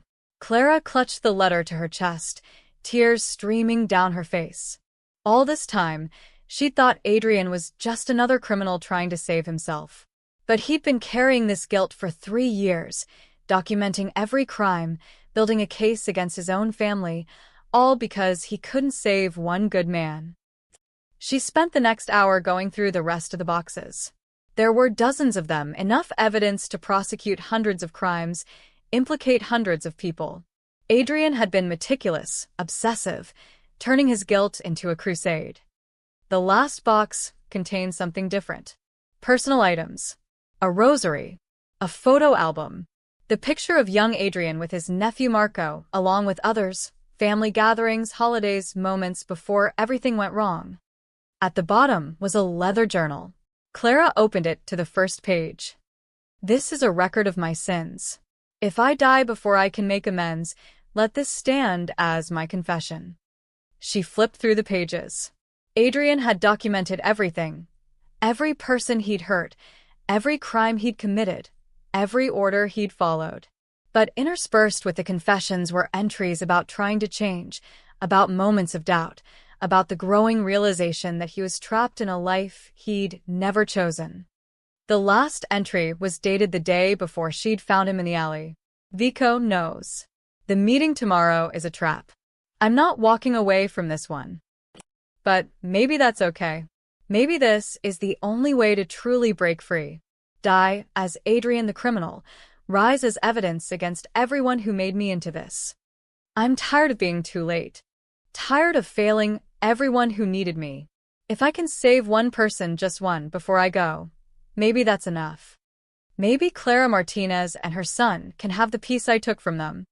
Maybe that's my redemption. Clara closed the journal, her vision blurred with tears. She pulled out her phone and called Morrison. I found Adrian's storage unit, she said when he answered. You need to see this. All of it. Is it bad? Clara looked around at the boxes, at the years of evidence, at the proof of Adrian's desperate attempt to balance the scales. It's everything. Every name, every crime, every person who needs to answer for what they've done. We'll send a team. Morrison? Clara interrupted. There are FBI names in here too. People who knew David was in danger and didn't protect him. Silence on the other end. Then, I'll come myself. With people I trust. After she hung up, Clara sat among the boxes and waited. She thought about David, who'd tried to save one woman and ended up exposing an empire. She thought about Adrian, who'd tried to save everyone and destroyed himself in the process. And she thought about Leo, safe in San Diego, drawing pictures of heroes and fire trucks, still innocent enough to believe good always won. Clara pulled out the photo of Adrian and Marco, studying Adrian's young, unguarded face. Before the weight of family expectations. before the violence and guilt. Just a young man holding his nephew's hand, both of them smiling. "You did it," she whispered to the photo. "You weren't too late this time. You saved us." Outside, she heard cars pulling up. Morrison and his team, ready to collect years of evidence, ready to bring down everyone who'd escaped justice. Clara stood, brushing off her jeans. She had one more stop to make before going back to San Diego. One more person who deserved to know the truth. She locked the storage unit and drove across the city to Evergreen Cemetery, to the modest headstone that marked David's grave. Someone had left fresh flowers. Clara knelt, touching the cold marble, and pulled out Adrian's unsent letter. "I found him, David," she said softly. "The man you said to trust. You were right about him. He wasn't perfect, but he tried. God, he tried so hard." The wind rustled through the trees, carrying the scent of jasmine. "It's over now. All of it. Leo's safe. The Morettas are finished. And Adrian," her voice broke. "Adrian made sure your death mattered. Made sure you didn't die for nothing." Clara placed the letter on the grave, weighing it down with a smooth stone. Then she stood, wiping her eyes. "I love you," she whispered. "Always." As she walked back to her car, Clara felt something shift inside her.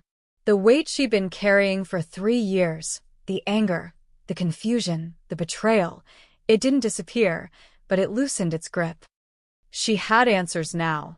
She had justice. She had the truth. And somehow that was enough to start healing. 6 months later, Clara stood outside Murphy's diner with a paintbrush in her hand, staring at the freshly painted sign above the door. The old flickering letters were gone, replaced by bright blue script that read, "Leo's place." "Mom, you spelled it right, didn't you?" Leo called from inside, where he was helping arrange tables. Clara smiled. "Yes, baby. I spelled it right." The renovation had taken 3 months, and every penny she'd saved, plus some help from an unexpected source. The insurance money from David's death, which she'd never been able to touch, had finally felt right to use. And the trust fund from Adrian. After weeks of wrestling with her conscience, she'd accepted it, but only for Leo's education and this one dream. A second chance. That's what the diner represented. Rachel had driven up from San Diego to help with the grand reopening. She emerged from the kitchen carrying a tray of fresh coffee cups. The espresso machine works perfectly. Adrian's lawyer knew what he was doing with that equipment list.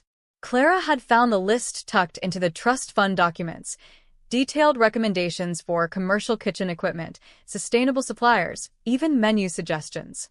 Adrian had thought of everything, planned for a future he'd never see. He would have liked this, Father Miguel said, arriving with a box of pastries from the church bake sale. A place of community, of hope. He was a criminal, Clara said automatically, though the words had lost their edge. He was a man who made terrible choices, then tried to unmake them. The priest set down the box. That's the definition of redemption, Clara. Not perfection, but the attempt to be better. The bell above the door chimed. Detective Morrison entered, Chun right behind him. Both were in civilian clothes, smiling. "We heard there was a grand opening," Morrison said. "Thought we'd show support. And get free coffee," Chun added with a grin. Clara poured them each a cup. "Any news on the trials?" Morrison's smile faded slightly. "Carlo Moretti was sentenced yesterday. Life without parole. Vico got 30 years. We're still working through the others, but every single person Adrian documented is either in custody or on the run." "The FBI agents?" Clara asked quietly. 3 suspended, pending investigation. 2 already resigned. Morrison's voice was hard. "They failed David. They'll answer for it." Clara nodded, feeling a small piece of justice click into place. The morning passed in a blur of activity. Mrs. Chin arrived with her entire book club. Officer Boyd, Marcus's father, came in sheepishly to apologize for his son's comments and ended up staying for lunch. The diner filled with neighbors, regulars from Murphy's old days, and new faces drawn by curiosity. Leo worked the room like a natural host, chatting with customers, showing off the new sign, telling everyone his dad would have loved this place. Clara watched him with a mixture of pride and heartbreak. He was so much like David, kind, brave, seeing the good in everything. Around 2 p.m., during a brief lull, Clara stepped outside for air. The Los Angeles afternoon was warm, the street busy with life. She leaned against the brick wall, letting the sun warm her face. "Excuse me?" Clara opened her eyes. A woman stood nearby, maybe 40, with kind eyes and a little girl clutching her hand. The girl was about 8, with dark curls and a shy smile. "Are you Clara Martinez?" the woman asked. Yes. "Can I help you?" The woman's eyes filled with tears. "My name is Teresa Giordano. This is my daughter, Sophia. I heard about the diner, about what happened with Adrian and the trials. I wanted to come thank you." Clara's breath caught. David helped you. He saved our lives." Teresa's voice shook. "We've been in Oregon, new names, new life. But when I heard about Adrian's testimony, about how he'd exposed everyone," she wiped her eyes. "Your husband died protecting us.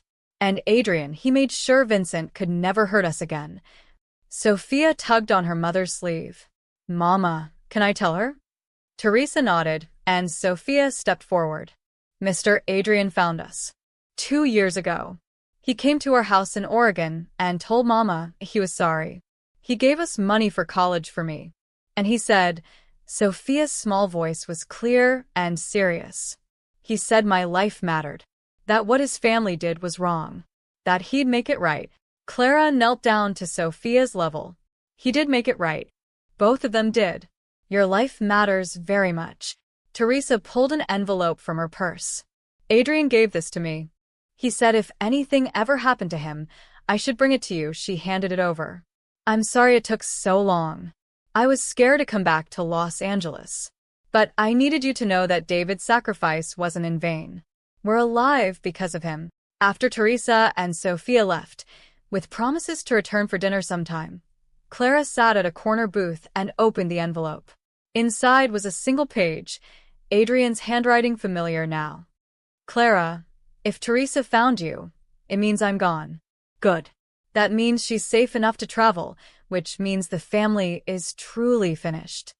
I want you to know something. When I found Teresa and Sophia in Oregon, I saw what David had given his life for. A mother and daughter, safe and happy, building a normal life. It was the first time I understood what real courage looked like. Not violence, not power, but sacrifice for someone else's future. Your diner, Leo's place, it's perfect. A place where people can come and feel safe. Where second chances are served with coffee and kindness. David would be proud.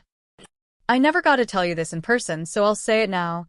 Thank you for seeing me as human. Even when you knew what I was, what I'd done, you still treated me with dignity. That one night in your apartment, eating those eggs, watching you with Leo, it reminded me what I'd lost. What I'd thrown away when I chose my family over my conscience. You gave me something I thought was gone forever. Hope that change was possible. Live well, Clara. Raise Leo to be like his father, brave and good and true.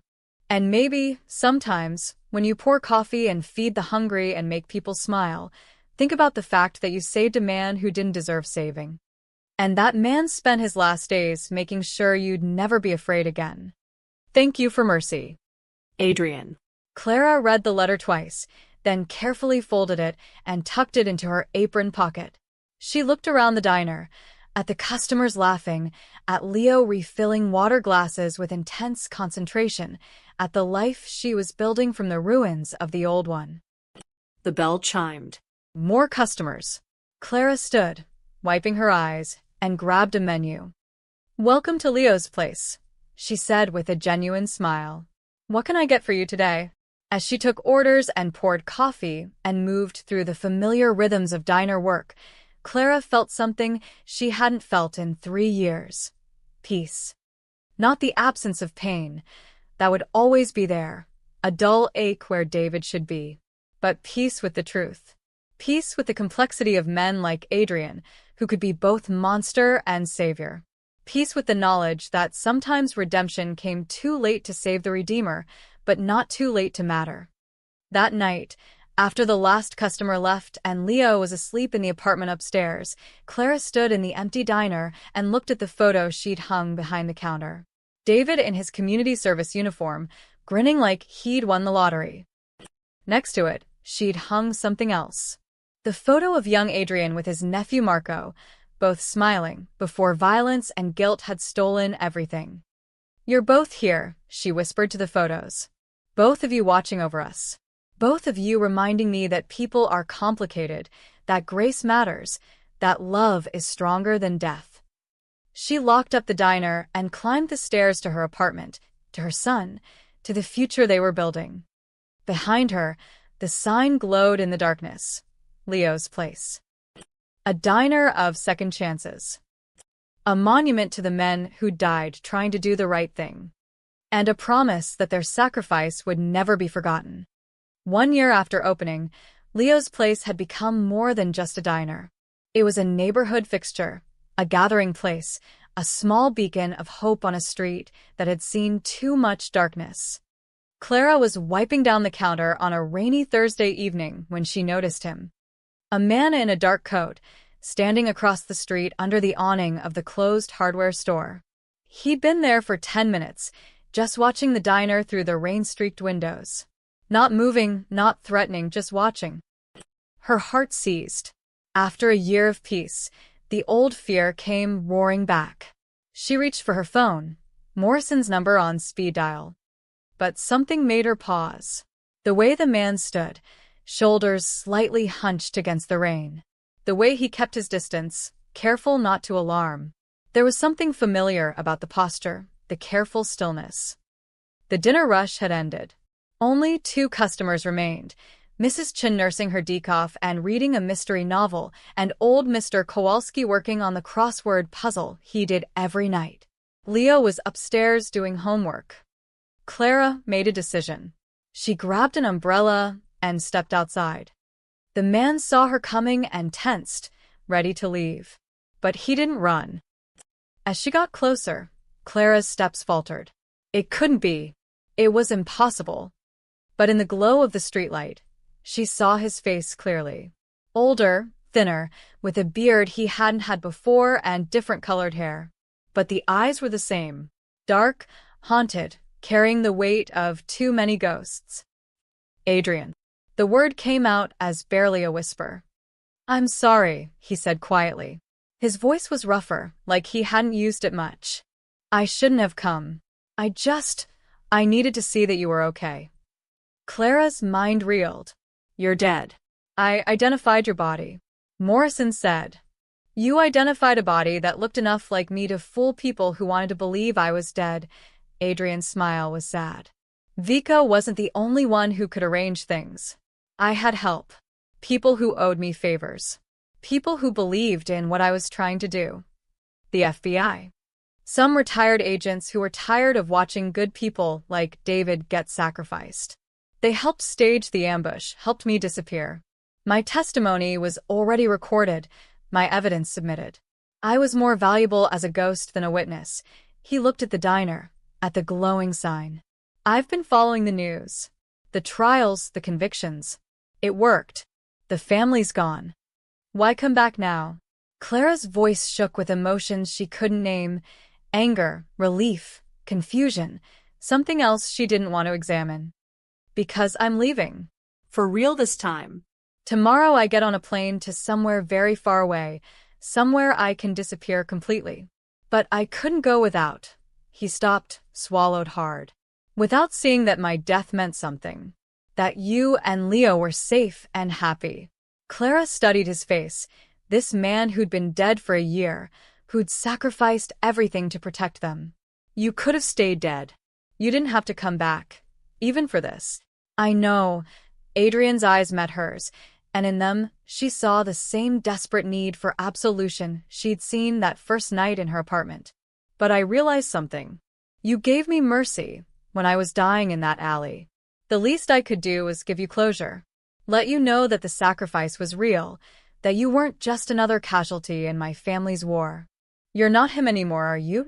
Clara said softly. The man who ran the Moretti family. The enforcer. That person really did die.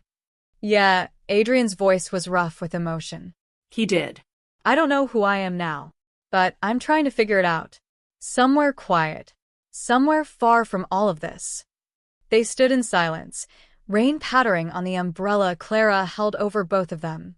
Inside the diner, Mrs. Chen looked up from her book, then discreetly looked away. Leo asks about you sometimes, Clara said finally. About Mr. A. He says you were nice. Adrian's face crumpled for just a moment. How is he? He's good. Smart, brave. Growing up too fast, Clara smiled despite everything. He still draws. Started a comic book about a superhero who helps people even though everyone thinks he's the bad guy. That sounds like Leo. Adrian took a step back into the shadows. I should go. I've already stayed too long. Clara caught his arm. He froze, looking at her hand on his sleeve like it was something miraculous. Thank you. For everything. For David's justice. For our safety. For trying. I was too late to save him, Adrian said, his voice breaking. But not too late to save us. Clara released his arm. That counts for something. That counts for everything. He nodded, not trusting himself to speak. Then he reached into his coat and pulled out a worn stuffed rabbit.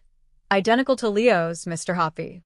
I noticed Leo's was getting pretty threadbare. This one. Adrian's voice was thick. This was Marco's. My nephew. I've been carrying it for 15 years, like a talisman. Like if I held on to it, I could somehow protect him retroactively. He held it out. But I think it should go to someone who's still here. Someone whose life I actually managed to protect. Clara took the rabbit, her eyes burning. He'll love it. Tell him. Adrian stopped, then tried again. Tell him Mr. A said to keep being brave. And to take care of his mom. I will.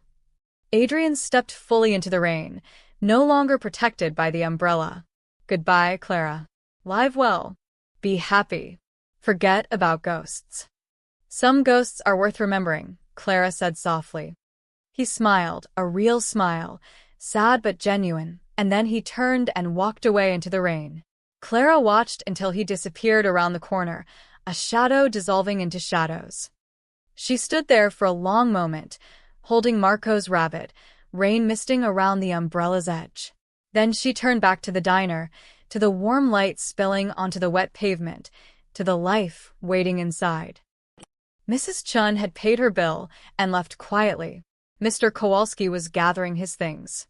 Clara locked the door behind him, flipped the sign to closed, and climbed the stairs to her apartment. Leo was at the kitchen table, surrounded by colored pencils and paper, working on his comic book. He looked up when she entered. Mom, you're all wet. Just stepped outside for a minute. Clara set Marco's rabbit on the table. Look what I found in the storage room. Must have been there from Murphy's old days. Thought you could give it to Mr. Hoppy as a friend. Leo's face lit up. He picked up the rabbit, examining it carefully. It looks old, like it has stories. I think it does, Clara said, running her fingers through his hair. Very old stories. But maybe it's ready for some new ones. Cool. Leo set the rabbit next to Mr. Hoppy, arranging them like they were having conversation. They can be brothers. Like superheroes have sidekicks. Clara kissed the top of his head. Exactly like that. That night, after Leo fell asleep with both rabbits tucked under his arms, Clara stood by the window looking out at the rain-soaked street. Somewhere out there, Adrian Moretti, or whoever he was now, was beginning a new life. A quiet life. A life earned through sacrifice and pain, and the desperate attempt to balance impossible scales. She touched the glass, her breath fogging it slightly. Goodbye, she whispered. And thank you. The rain continued to fall, washing the streets clean, carrying away the last traces of blood and guilt and ghosts that had haunted this place for too long. In the morning, Clara would open the diner again. Customers would come. Coffee would brew. Life would continue in its beautiful, messy, complicated way. Leo would grow up surrounded by love and safety, never knowing the full truth of the man who'd helped save him. And somewhere, in some quiet corner of the world, a man who'd once been a monster would try to become something else. Something better. Not seeking forgiveness, that was impossible, but seeking peace. Clara turned away from the window and climbed into bed. For the first time in years, she fell asleep easily, without checking the locks twice, without listening for footsteps in the alley, without fear pressing down on her chest. The ghosts were finally quiet. The dead were finally at rest. And the living, they were learning slowly to do what seemed impossible a year ago. They were learning to live again. Outside, the rain stopped. Stars broke through the clouds. And on the street below, the sign for Leo's place glowed softly in the darkness, a promise kept, a life honored, a future built on the ruins of the past. A diner of second chances, where mercy was served alongside coffee, where redemption, however late, however incomplete, was always possible, where ghosts came to say goodbye, and where, finally, the living could be at peace.